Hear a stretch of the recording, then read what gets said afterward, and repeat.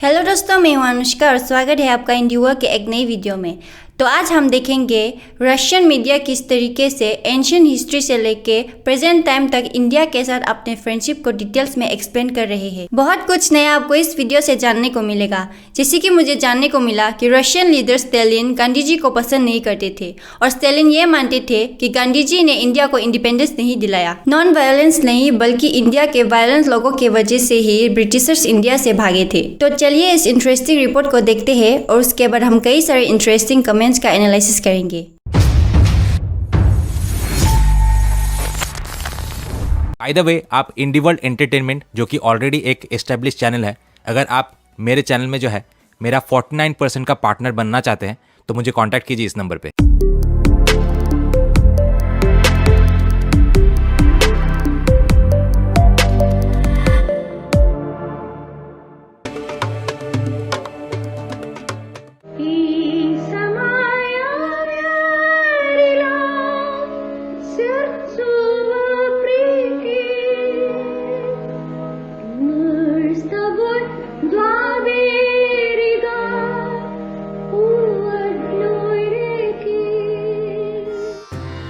भारत सबसे पुरानी सभ्यताओं में से एक, जहां diverse nature, warm climate, rich mineral resources है।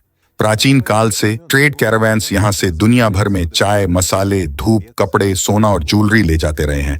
Золото, украшения. भारत महासागर और सेंट्रल एशिया के सभी रीजन्स के साथ भारत के हमेशा एक अच्छा ट्रेड रिलेशन संबंध बने हुए हैं। भारतीय व्यापार संबंध यूरोप और इजिप्ट तक फैले हुए थे और यहाँ तक कि रशिया में भी भारत प्रसिद्ध था। 15th सेंचुरी में रशिया ने भारत के साथ स्ट्रॉन्ग ट्रेड टाइज स्थापित करना शुरू किया और इसकी शुरुआत अफनासी निकितिन ने की। अफनासी निकितिन टिवेर के मर्चेंट थे, साथ साथ ट्रैवलर और वॉकिंग बियॉन्ड 3 सीज के लेखक भी थे, जहां उन्होंने भारत के बारे में अपना अनुभव बताया। अफनासी निकितिन, जो एक बार भारत की यात्रा पर गए थे और अपने नेटिव स्टेट टिवेर तक नहीं पहुंचे, वो भारत में आने का अनुभव और अपने नेटिव स्टेट टिवेर में ना पहुंचने की कहानी उनकी किताब वॉकिंग बियॉन्ड 3 सीज में लिख के गए थे। अफनासी निकितिन की किताब पढ़ी तो मुझे ये एक ऐसा ट्रेडिशनल हिस्टोरिकल सोर्स लगा जो इन प्रिंसिपल सभी तरह के ट्रैवल अकाउंट्स के साथ बहुत अच्छी तरह से मेल खाता है। उस समय या उसके कुछ समय बाद इंग्लिश मर्चेंट्स जैसे मार्को पोलो जो किसी न किसी तरह मैजिकल एन्चैंटिंग एशियन वर्ल्ड के संपर्क में आए और पहली बार ही इसे देखकर सरप्राइज हो गया। पीसल निकितिन। उनके लिए ये सच में एक बहुत बड़ा सरप्राइज था। उस समय भारत में सभी तरह के रीति रिवाज, ट्रेडिशंस और स्पिरिचुअल प्रैक्टिसेस का सख्ती से पालन किया जाता था और कई तरह की कलरफुल हॉलिडे और त्योहार होते थे और स्वाभाविक रूप से उस समय के लोग काफी हद तक अपनी कल्चरल ट्रेडिशंस का सख्ती से पालन करते थे। अफनासी निकितिन ने भारत को प्रीशियस स्टोन्स की देश कहा। उन्होंने अपने नोट्स में भारत के उन जगह का भी वर्णन किया है जिनको उन्होंने फिजिकली विजिट नहीं किया लेकिन जो भारत में प्रसिद्ध थे, फॉर एग्जाम्पल सीलोन। भारत से रशिया तक का रूट कैस्पियन सागर से होकर वोल्गा के आगे तक गुजरता था। वह पहला भारतीय फार्म स्टेट 16th सेंचुरी में अस्त्रखान में दिखाई दिया, जो तातार खांटी से संबंधित युग में था। वहां एक बहुत बड़ा इंडियन कम्युनिटी रहती थी और वहां अभी भी एक इंडियन कॉम्पाउंड है। उस समय पीटर फर्स्ट ने उनकी काफी अच्छे से देखभाल की थी और वो उनका पूजा स्थल था और वहां एक इंडियन टेम्पल था और उनकी जरूरत की हर चीज प्रोवाइड की जाती थी। अस्त्रखान में एक बड़ा भारतीय बंदरगाह था और रशिया द्वारा अस्त्रखान पर कब्जा करने के बाद मस्कोवाइट किंगडम और भारतीयों के बीच एक्टिव ट्रेड की शुरुआत हुई। 17th सेंचुरी में रशिया और इंडिया के बीच ट्रेड और कल्चरल संबंधों का फ्लो शुरू हुआ। रूसी व्यापारी प्रसिद्ध भारतीय ब्रोकेड, सूती और रेशम के कपड़े, हथियार, बक्से, दवाएं, हीलिंग पाउडर्स 3 समुद्र के पार अपने देश ले गए। भारतीयों ने हमारी ओर से चमड़े का सामान, छाल, मोम और तांबा खरीदा। रूसी राजाओं ने जितना संभव था इंडियन मर्चेंट्स को अपनी तरफ से आकर्षित करने का कोशिश किया। यानी अगर वो मस्को में बार बार अतिथि की तरह आते थे तो वो व्यावहारिक रूप से शुल्क मुक्त व्यापार करते थे दक्षिण एशिया के साथ व्यापार के अधिकतम विस्तार पर दांव लगाया जाता था। ये सब 18वीं सदी के बीच तक काम कर रहा था, लेकिन उसके बाद ब्रिटिश ने धीरे धीरे भारतीय अर्थव्यवस्था को अपने मुनाफे के लिए बदलना शुरू कर दिया। Британцев до сих пор держат в повиновении огромную страну. Силы слишком неравны. Индийцы разобщены, говорят на разных языках, принадлежат к разным кастам. Потом они очень плохо вооружены. ब्रिटिश अपने साथ डिवाइड एंड रूल नीति लेकर आए, разделяя власть свой, а до их прихода в Индии скорее जबकि उनके भारत आने से पहले अलग अलग बिलीफ्स, ट्रेडिशंस और प्रोफेशंस का एक मिश्रण था традиции различных профессий. और समाज के अलग अलग स्तर के लोग एक दूसरे के साथ काफी शांति से रहते थे। Особенно в низах индийских они уживались достаточно мирно друг с другом. индийцы были гораздо сильнее, чем इंडियंस ब्रिटिश से काफी ज्यादा स्ट्रांग थे और पोर्चुगीज से भी ज्यादा स्ट्रांग थे। हिस्टोरियंस भारत को शक्तिशालियों का कमजोर साम्राज्य कहते थे, क्योंकि भारत उस समय संयुक्त नहीं था। उस समय यूरोपियनों की कोई मिलिट्री सुपीरियरिटी नहीं थी जो विशाल भारतीय सेनाओं को हरा सके। эти вот огромные индийские армии, армии индийских империй. इसीलिए यूरोपियन किनारे में चिपके रहते थे, वहां अपनी ट्रेडिंग पोस्ट बनाते थे और कुछ छोटे मोटे विवादों का फायदा उठाकर कुछ पॉइंट्स पर पैर जमा लेते थे और चुपचाप अपने लिए ट्रेड करते थे। И спокойно себе торговали. Изначально в Индию пришла так называемая Остинская शुरू में so called east India company Bharat में आई, после восстания Сипая в 1850. लेकिन 1857 में सिपाही विद्रोह के बाद जब भारतीय सैनिकों की सेना का ये विद्रोह बहुत खून खराबे से खत्म हुआ और इसमें भारत की ओर से और साथ ही ब्रिटिश पक्ष की ओर से भी काफी हताहत हुए, ब्रिटिश क्राउन को इंडिया की सिचुएशन में दखल देने के लिए मजबूर होना पड़ा В ситуацию в Индии и और इंडिया क्वीन के डायरेक्ट रूल के अंडर आ गया। королевы. по итогам 1756 to 1763 के 7 सालों के युद्ध के बाद भारत एक ब्रिटिश कॉलोनी बन गया। Великобритания. Британцы ब्रिटिश का फोकस ज्यादा शोषण पर था। इंडियंस को ये लगा कि ये बिना अधिकार के सिर्फ उनके लाभ के लिए है। Официальные лозунги, под которыми ऑफिशियल स्लोगन्स जिसके अंतर्गत भारत में ब्रिटिश कॉलोनियल पॉलिसी लागू की जाने लगी, उसको सो कॉल्ड सिविलाइजिंग मिशन कहा जाता था और ब्रिटिश कॉलोनियल पॉलिसी को भारत के लिए एक अच्छे उपक्रम, एक अच्छी शुरुआत के रूप में प्रस्तुत करने के लिए हर संभव कोशिश की। благое дело для Индии. А британцы народом Индии. Да не культуру они несут, а жестокое порабощение на своих штыках. सिपाही विद्रोह के दमन के बाद लिटरली 20 साल बाद इंडियन लिबरेशन मूवमेंट, जो अब एक आधुनिक आंदोलन बन चुकी थी, वो धीरे धीरे बढ़ने लगा। इस फैक्ट के आधार पर भारतीय बुद्धिजीवियों का एक ग्रुप, जो तब सच में धीरे धीरे बन रहा था, वो ब्रिटिश प्रभाव सहित ब्रिटिश बोर्ड से स्पष्ट रूप से असंतुष्ट थे, क्योंकि वो पूरी तरह से नाखुश थे, क्योंकि वो शिक्षित होने के बावजूद उनके पास कोई अधिकार नहीं था और उनके देश पर अंग्रेजों का शासन था और उनके आंदोलन को भारतीय मर्चेंट्स, भारतीय उद्योगपति समर्थन कर रहे थे, जिन्होंने खुद भी अंग्रेजों के भेदभाव का भी अनुभव किया। यानी एक तरफ अंग्रेजों ने उनसे लाभ कमाया और दूसरी तरफ ब्रिटिश ऐसे व्यवहार करते थे जैसा वह ब्रिटिश से इंफीरियर है। Они извлекали из этого прибыль, с другой стороны, все это считались людьми второго сорта. लियो टॉल्स्टॉय जनरली उन कुछ रशियन लोगों में से एक है जिनके सम्मान में एक मोन्यूमेंट बनाया गया था। इसके अलावा टॉल्स्टॉय स्मारक चौक के ठीक बगल में स्थित है और टॉल्स्टॉय नाम की एक सड़क है जिसका नाम लियो टॉल्स्टॉय के नाम पर रखा गया है। भारतीयों के लिए टॉल्स्टॉय उन महान रशियन लोगों में से एक हैं जिनका भारत की स्वतंत्रता के संघर्ष से सीधा संबंध है। Такое мощное влияние, потому लियो टॉल्स्टॉय भी वेजिटेरियन थे और शायद इसीलिए वो भारत के साथ एक विशेष कनेक्शन महसूस करते थे। отношения дружат. नॉन वायलेंस के समानांतर भारतीय राइट विंग में हमेशा ऐसे ग्रुप्स चलते थे जो काफी वायलेंट एक्शंस करते रहते थे। इसके अलावा उन्होंने ब्रिटिश ऑफिसर्स पर हमले, दंगे और विद्रोह भी किए। ये दो पक्ष दो हथियार की तरह हमेशा हमेशा विपरीत काम करते थे। मतलब एक ओर महात्मा गांधी जो अहिंसा का उपदेश देते थे और दूसरा और राइट विंग जिन्होंने ब्रिटिश अधिकारी पर हमला किया था। भारत को 1947 में आजादी मिली। 1947 году СССР यूएसएसआर इसके साथ डिप्लोमेटिक रिलेशंस स्थापित करने वाली पहली देश थी, लेकिन वो इमीडिएटली क्लोज और फ्रेंडली नहीं बने। Сталина существовало большое недоверие в отношении फॉर एग्जाम्पल, स्टालिन की ओर से इंडियन नेशनल लिबरेशन मूवमेंट के नेताओं के प्रति बहुत अविश्वास था, क्योंकि वे नेशनल इंडियन कैपिटलिस्ट वर्ग से आए थे, लेकिन उन्होंने रेवोल्यूशनरी मेथड से भारतीय स्वतंत्रता हासिल नहीं की। अर्थात उन्होंने कुछ हद तक अहिंसा और सुलह के सिद्धांतों का पालन किया, जैसा कि स्टालिन ने कॉलोनियल अथॉरिटीज के साथ देखा था। В какой-то степени, как виделось Сталину с колониальными властями, он не выразил... उन्होंने महात्मा गांधी की मृत्यु पर दुख व्यक्त नहीं किया, जबकि इस दुखद अवसर पर दुनिया के सभी देशों के नेताओं ने अपना दुख व्यक्त किया। Выразили по этому случаю, по этому трагическому случаю свои соболезнования. Он считал... वो भारत की आजादी को एक राजनीतिक दिखावा मानते थे। उन्हें इंडिया के इन रूलिंग एलिट्स, गवर्नमेंट और उनके सभी साथियों पर भरोसा नहीं था, क्योंकि वो उन्हें ब्रिटिश पर काफी ज्यादा डिपेंडेंट मानते थे।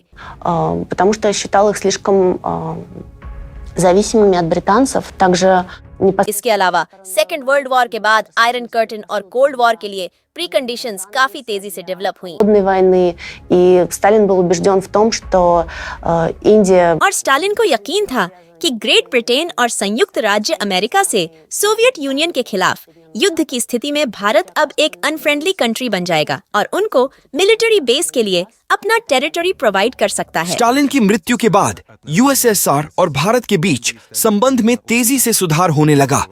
1955 में देश के प्रधानमंत्री की सोवियत यूनियन की यात्रा एक ऐतिहासिक घटना थी। सोवियत काल में हमेशा कहा जाता था कि हिंदी रूसी भाई भाई।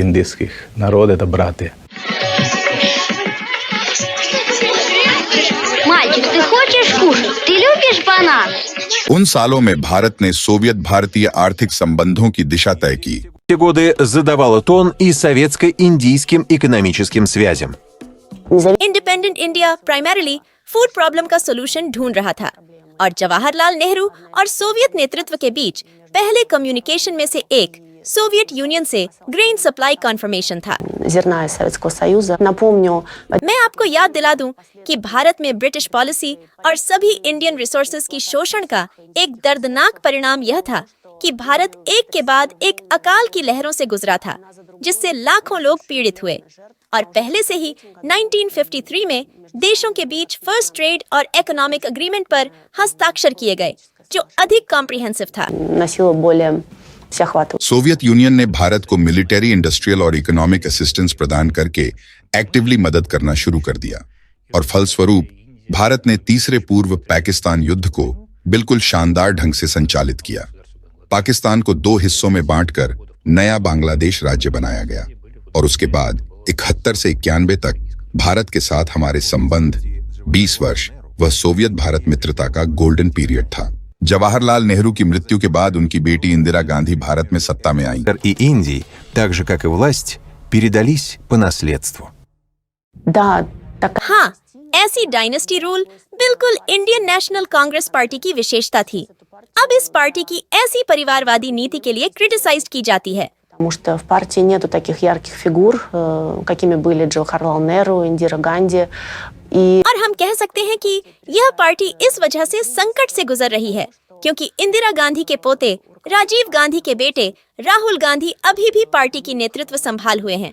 Индира Ганди, сын Раджива Ганди. लेकिन भारत में लीडर्स की डायनेस्टी एक ही परिवार से होने का कारण ये है कि जवाहरलाल नेहरू इंडियन नेशनल कांग्रेस के फाउंडर थे और उन्हें न सिर्फ इंटरनेशनल एरेना में ही बल्कि खुद भारतीयों के बीच भी विशाल सत्ता प्राप्त थी। В том, что और उन्होंने अपनी सत्ता का गलत इस्तेमाल करके ऐसे डायनेस्टी रूल स्थापित किया।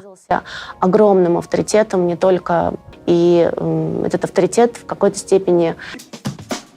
जहाँ तक बायलैटरल ट्रेड का सवाल है, तो ये रूबल और रुपये में होता था। रूपी और जिन सामानों की सप्लाई सोवियत यूनियन सबसे ज्यादा भारत को करता था, वो मैकेनिकल इंजीनियरिंग उत्पाद, मशीन टूल्स या उपकरण और खाद्य वितरण भी जरूरी था। हाँ, डिलीवरी भी थी। इंडिया ने अपने गुड्स सप्लाई की, जिनमें वो कंज्यूमर गुड्स भी शामिल थे, जो हमारे रेजिडेंट्स को आज भी याद है। और उन्होंने सोवियत मार्केट को विकास करने में बड़ा रोल प्ले किया। बेशक भारत हमारे लिए एक ऐसा माध्यम था जिसकी मदद से हमें इंडस्ट्रियल गुड्स मिलता था, जिससे मौजूदा घाटे को पूरा करने में मदद मिली थी। 70 के दशक के अंत या 80 के दशक के शुरू में यूएसएसआर हैवी इंजीनियरिंग और मिलिट्री इंडस्ट्रियल कॉम्प्लेक्स पे प्रतिनिर्भर था। As a result consumer goods की कमी हो गई। दुकानों में कपड़े, टेक्सटाइल्स, एक्सेसरीज और अच्छी क्वालिटी के अन्य महत्वपूर्ण सामान खत्म होने लगे। चमड़े के बैग, स्कार्फ, जीन्स और स्वेटर सोवियत फैशनिस्टास के कई वार्डरोब में दिखाई दिए। बेडरूम को भारतीय लिनेन से सजाया गया था। मेहमानों को हाथी की ठप्पे वाली कड़क भारतीय चाय पिलाई गई। Индийский чай был 19th सेंचुरी में रॉयल टाइम में भारतीय चाय भारत से सप्लाई के प्रधान एलिमेंट्स में से एक था। в царские времена, еще в 19 веке, уже тогда उस वक्त भी भारतीय चाय वास्तव में पॉपुलर और फेवरेट थी। एंड देन अकॉर्डिंगली इन सप्लाईज को सोवियत टाइम्स में भी प्रिजर्व किया गया था। फेमस इंडियन चाय बहुत पॉपुलर है। इस चाय का उपयोग सोवियत टाइम्स में हाथियों के साथ पीली पैकेजिंग में किया जाता था, जो विशेष रूप से सोवियत यूनियन में इंपोर्ट करने के लिए बनाई जाती थी। मुझे भारतीय चाय आज भी याद है। ये बहुत अच्छी बात है कि हमने चाय भी पी और वो चाय हमारे मैत्रीपूर्ण संबंधों में भूमिका निभाई। То вот чай тоже был у нас, играл свой роль в наших дружественных отношениях. लेकिन दोनों देशों के बीच मैत्रीपूर्ण संबंधों के विकास में शायद सबसे बड़ी भूमिका भारतीय सिनेमा ने निभाई। 1954 में राज कपूर की शीर्षक भूमिका वाली रोमांचक Bollywood action film Soviet screen पर रिलीज हुई थी। सबसे अधिक कमाई करने वाली भारतीय फिल्म बन गई। इसे 63.5 मिलियन सोवियत दर्शकों ने देखा। दूसरे स्थान पर मशहूर कलाकार के बेटे ऋषि कपूर की फिल्म बॉबी रही। बॉक्स ऑफिस आए 62 मिलियन। तीसरा स्थान मिथुन चक्रवर्ती के साथ डिस्को डांसर को मिला। बॉक्स ऑफिस पर 61 मिलियन। भारतीय सिनेमा के प्रति जुनून के बाद सोवियत यूनियन में भारतीय नृत्य के प्रति जुनून पैदा हुआ।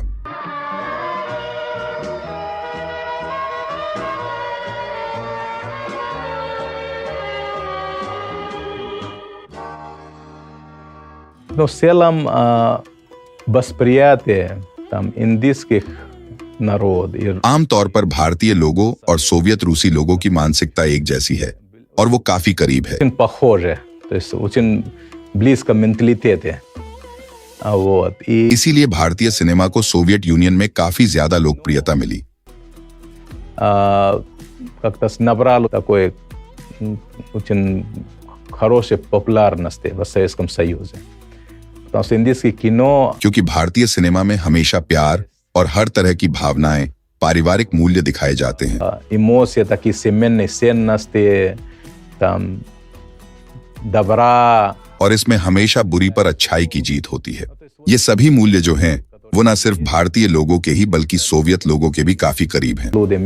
и советские. между Советским Союзом и Индией шел активный культурный обмен среди индийских. सोवियत यूनियन के साथ सांस्कृतिक संबंध इंडियन एलीट एंड इंटेलिजेंशिया के बीच काफी पॉपुलर थे।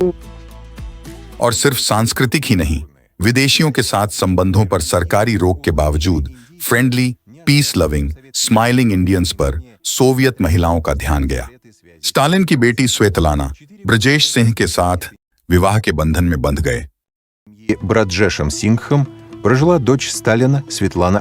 दोनों का प्यार इतना गहरा था कि उनको सिर्फ ब्रजेश सिंह की मौत ही जुदा कर पाया।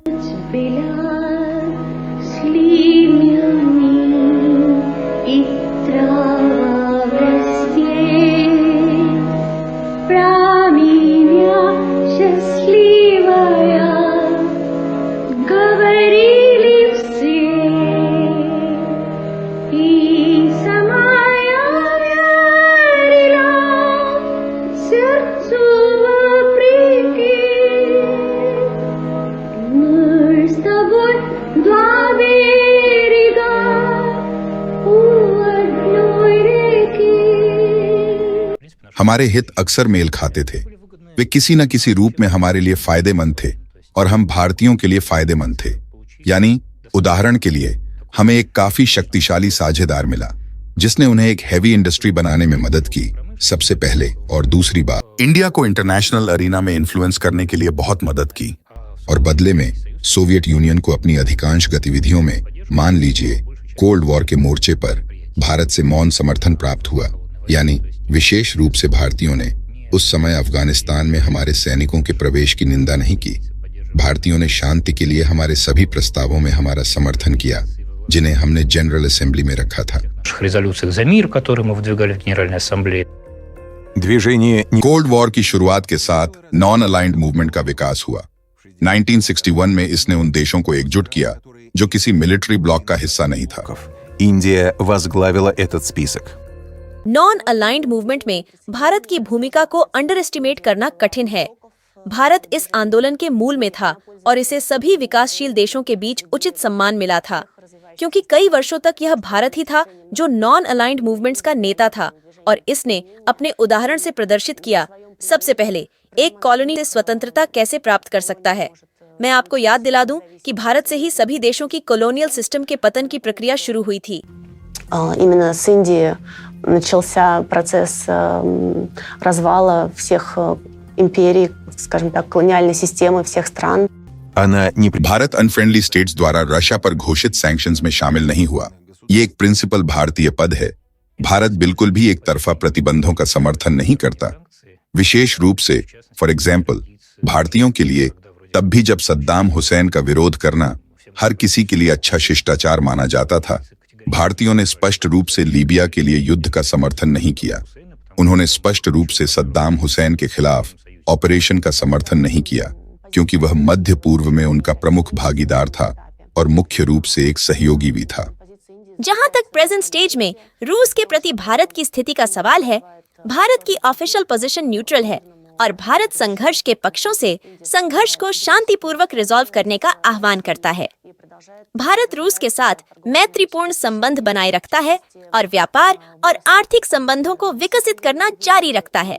विशेष रूप से भारत को एनर्जी सप्लाईज में वृद्धि हुई है और निश्चित रूप से बाहरी प्रतिबंधों के संदर्भ में पश्चिम से पूर्व तक हमारे एनर्जी एक्सपोर्ट्स की प्रस्तुति के संदर्भ में भारत एक प्रमुख भूमिका निभाएगा। लेकिन साथ ही भारत को वेस्टर्न प्लेयर्स से काफी प्रेशर झेलना पड़ रहा है, लेकिन सबसे अधिक संभावना है कि इंडियन स्टैंस स्वतंत्र रहेगा और इंडिया सॉवरेन बना रहेगा। सोवियत यूनियन के पतन के बाद भारत और रूस के बीच दोस्ती जारी रही। राज्य काफी क्षेत्रों में सहयोग करते हैं और राजनीतिक क्षेत्र में एक दूसरे का समर्थन जारी रखते हैं। भारत के साथ हमारे कोऑपरेशन के 3 मुख्य क्षेत्र हैं। यह military industrial complex, military technical cooperation का एक प्रोडक्ट है, क्योंकि हम अभी भी भारत के मेन आर्म्स सप्लायर्स में से एक हैं। दूसरा है न्यूक्लियर एनर्जी। इन जनरल इस फील्ड में हमारा कोई प्रतिद्वंद्वी नहीं है। अमेरिकन और फ्रेंच दोनों भारतीय बाजार में प्रवेश करने की कोशिश कर रहे हैं, लेकिन अभी तक कोई सफलता नहीं मिली है। और साथ ही भारत और रशिया मिलकर अब तीसरे देशों में न्यूक्लियर पावर प्लांट बना रहे हैं, जैसे बांग्लादेश, और दोनों देशों का वैज्ञानिक और अंतरिक्ष क्षेत्र में कोऑपरेशन है। सोवियत काल के दौरान रूस और भारत के बीच व्यापार नेशनल करेंसीज में होता था। विशेष रूप से ये सभी मिलिट्री टेक्निकल सप्लाईज रुपये की कीमत पर की गईं, और इसके बदले में भारत सोवियत यूनियन को सामान सप्लाई करता था। इस प्रकार का व्यापार हमारे बीच बहुत बड़े पैमाने पर था। अब हम इस प्रकार के व्यापार की ओर लौट रहे हैं। अब यह सुनिश्चित करने के लिए काम चल रहा है कि हम नेशनल करेंसीज में व्यापार करें। ведется работа, чтобы торговля у нас была в национальных валютах. हम वास्तव में उस मोमेंट का इंतजार कर रहे हैं जब यह सब शुरू होगा, और निश्चित रूप से यह हमारे देशों के बीच व्यापार कारोबार को बढ़ावा देने के लिए बहुत अच्छा प्रेरणा देगा। И, конечно, это даст очень хороший такой толчок в увеличении товарооборота между нашими странами। लंबे समय तक व्यापार और आर्थिक क्षेत्र में रूस और भारत के बीच संबंधों में इनसफिशिएंट ट्रेड टर्नओवर की समस्या थी। इसकी राशि केवल 10 बिलियन थी, जिसे दोनों देशों की सरकारों द्वारा हमेशा अपर्याप्त मात्रा और ऐसी मात्रा के रूप में नोट किया गया था जो इसके अनुरूप व्यापार और आर्थिक संबंधों की संभावना नहीं थी। वर्तमान स्थिति की बदौलत रूस बहुत जल्दी अग्रणी बन गया। Быстро вышла в лидеры सबसे पहले सप्लाई ऑफ एनर्जी रिसोर्सेज में उदाहरण के लिए रूस ने भारत को ऑयल सप्लाईज में पहला स्थान दिया है और गैस और कोयला दोनों के लिए, यानी भारत को ऊर्जा संसाधनों की आपूर्ति के लिए भी बहुत अच्छी संभावनाएं हैं। यह निश्चित रूप से एक प्रायोरिटी एरिया है, इसका डेवलपमेंट होगा और आपूर्ति में इस वृद्धि ने पहले ही इस फैक्ट्स को दिखाएगा कि व्यापार की मात्रा में काफी वृद्धि हुई है और यह लक्ष्य मात्रा को $30 बिलियन तक बढ़ाने का, जो दोनों देशों की सरकारों द्वारा निर्धारित किया गया था, प्रॉबेबली प्राप्त कर लिया जाएगा। पिछले 30 वर्षों में भारत ने इसकी अर्थव्यवस्था में लंबी छलांग लगाई है। 20th सेंचुरी की शुरुआत में पिछड़े देश से यह अब एक महाशक्ति बन गया है।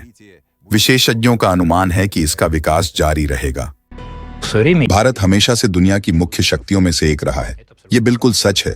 ब्रिटिश को हटाने से पहले ही भारत का वर्ल्ड जीडीपी में 22% हिस्सा था और परिणाम स्वरूप यह धारणा बनी और ईविल यूरोपियन हर समय उनके पास आते रहे और भारत को एक महान शक्ति के स्टेटस से भटकाते रहे। और इसीलिए भारत की मुख्य लक्ष्यों में से एक ये है कि उस स्थिति को फिर से हासिल किया जाए। और इसीलिए कई चीजें जो भारत करता है वो दूसरी चीजों के अलावा ये दिखाने के लिए भी करते हैं कि भारत एक सुपर पावर है, जिसमें flight, Antarctic, Arctic program, nuclear test शामिल है और यूएन सिक्योरिटी काउंसिल में एक जगह का दावा भी है, क्योंकि भारत जैसे एक महान शक्ति के पास अपना खुद का एंटार्कटिक कार्यक्रम होना चाहिए। अंतरिक्ष में सफलता होनी चाहिए, जो ऑलरेडी इंडिया बखूबी अचीव कर रहा है, और सुरक्षा परिषद का सदस्य होना चाहिए। सोवियत यूनियन ने एक समय में भारत की मदद की थी और ये सोवियत जहाज ही था जिसमें first Indian polar explorers Antarctica पहुंचे। ये एक सोवियत जहाज पर था जिसमें पहला भारतीय अंतरिक्ष यात्री ने अंतरिक्ष में उड़ान भरी थी। और रूस अब यूएन सिक्योरिटी काउंसिल में भारत की सदस्यता का समर्थन करता है। एक रूसी कहावत है कि एक पुराना दोस्त 2 नए दोस्तों से बेहतर होता है। तो इसे सब कुछ साफ सुथरा पता चलता है कि हम दोनों देशों के बीच ये रिश्ता बहुत गहरा है और अपनी इस दोस्ती पर बहुत भरोसा करते हैं। इसीलिए भारत और रूस दोनों इस बात को समझते हैं, इसलिए ये जारी रहना चाहिए। ये रिश्ता गहराई से विकसित होना चाहिए। इन जनरल हम कह सकते हैं कि हिंदी रूसी भाई भाई, और इसे कहने का कोई दूसरा बेहतर तरीका नहीं है।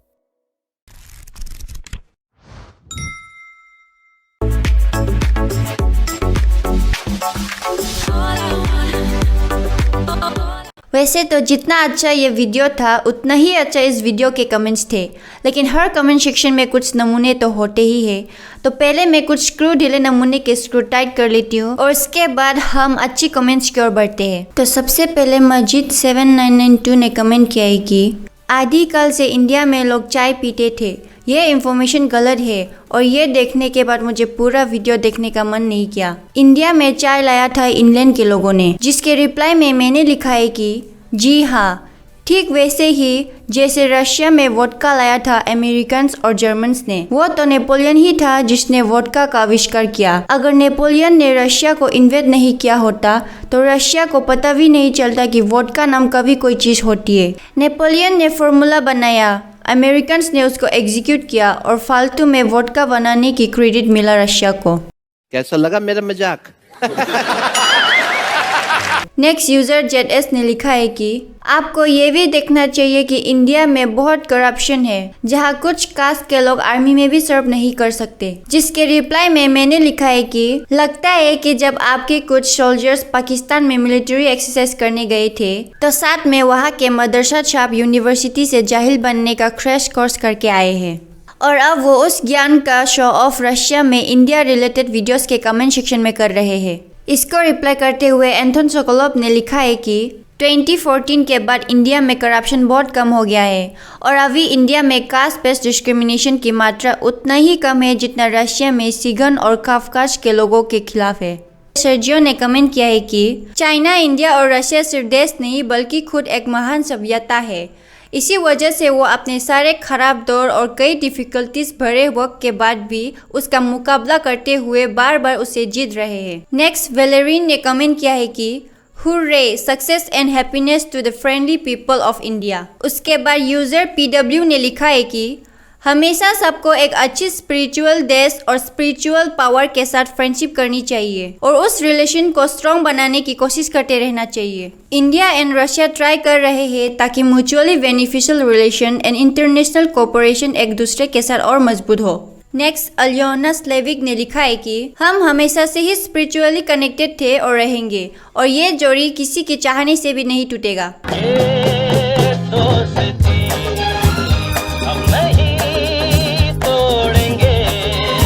नेक्स्ट, एनोनिमस ने लिखा है कि मेरे जितने भी फ्रेंड्स हैं जो इंडिया घूम के आए हैं वो हमेशा इंडिया फिर से वापस जाते रहते हैं और आधे से ज़्यादा वहीं पे रहना पसंद करते हैं। मैंने बहुत बार पूछा कि ऐसे लाइफ में चेंज होने का राज क्या है, तो हर बार मुझे एक ही आंसर मिला कि अगर मुझे भगवान ने पर्सनल स्पिरिचुअल लेवल पे कनेक्ट किया होता तो मैं भी ऐसा ही करती।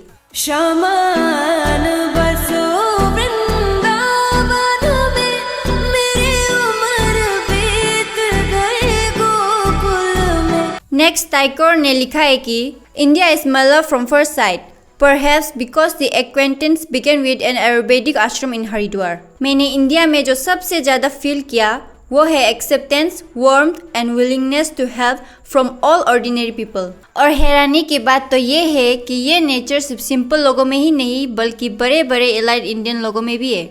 एक बार हम एक स्वीट शॉप में गए थे।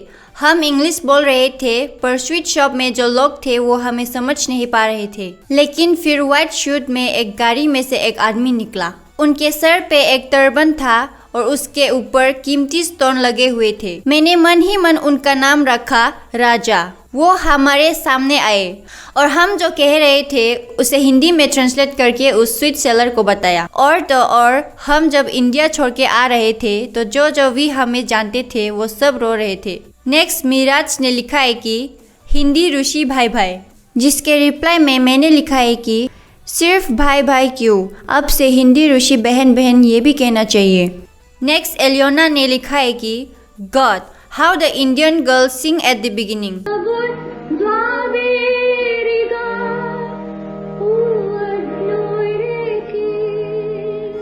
नेक्स्ट, एल्बर्ट ने लिखा है कि वो हिंदूस ही है जो अभी तक अपने कल्चर को प्रिजर्व करके रख पाए हैं। हम तो सिर्फ ऐसी वीडियोस के रिव्यूज पोस्ट करते रहते हैं जबकि ऐसे कल्चर खुद से हमने बहुत पहले ही खो दिया है। नेक्स्ट, यूजर TS ने लिखा है कि one India is equal to a one new idea. Next, पुटनिक ने कमेंट किया है कि इंडिया जो भी कर रहा है बिल्कुल सही कर रहा है। The Muslim population needs to be kept under check. अगर ऐसा नहीं हुआ तो ये लोग गुंडा राज चलाएंगे। कल ही सम्राट सर से मेरी बात हुई। वो कोलकाता अपने घर से कुछ स्टूडियो इक्विपमेंट्स लाने गए थे और ईद के दिन आसाम लौट रहे थे। वो तो सेकंड AC में थे, लेकिन उन्होंने टिकट चेकर को कहते हुए सुना कि सारे स्लीपर कमरों में 1000 से भी ज़्यादा लोग, आपको पता ही होगा किन लोगों की बात हो रही है, 1000 से भी ज़्यादा पीसफुल बिना टिकट के ट्रेन में चढ़ गए हैं। और जिन लोगों ने पैसे दे के सीट रिजर्व किया था उनमें से कई बूढ़े और बच्चे भी थे। उन्हें बैठने का सीट नहीं मिल रहा था, इसीलिए TT ने रेलवे पुलिस फोर्स को फोन लगाया। कुछ देर बाद RPF ने 20 पुलिसमैन भेजा, लेकिन उसके बावजूद वो 20 पुलिसमैन और TT उन कमरे में जाने से डर रहे थे। जो हाल वेस्ट बंगाल का हुआ है अब वही दूसरे स्टेट का भी हो सकता है। So we very cautious.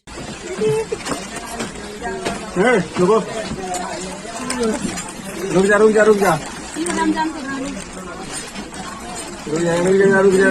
बेटा, क्यों आ जाओ बेटा, हो जाना।